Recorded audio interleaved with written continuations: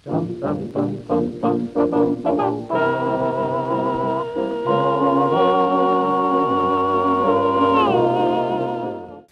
the time of the year.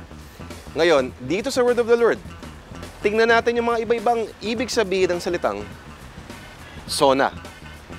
Dahil sa mga chismis na masyadong relax ang work ethic ng presidente, sana overtime naman Aquino. Kasi masyado daw mahilig magpuyat at gumimik, single overage nocturnal Aquino.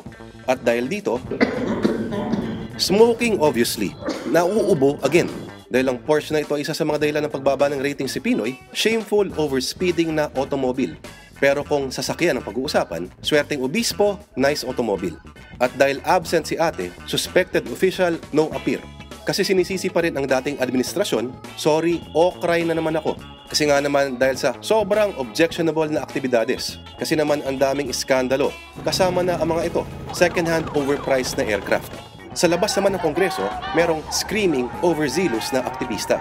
Dahil mas mataas pang approval rating si Vice President Binay kaysa kay Presidente, silent, overrated na assistant.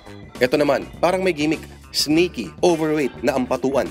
At sigaw ng mga farmers ng Hacienda Luisita, simpleng oligarkiyang nananaig ang yun pala ibig sabihin ng SONA. Nakakalito, nakakasawa na, at higit sa lahat nakakapagod. Mabuti pa, dito lang tayo sa SONA na to. Dahil gusto ko, happy ka.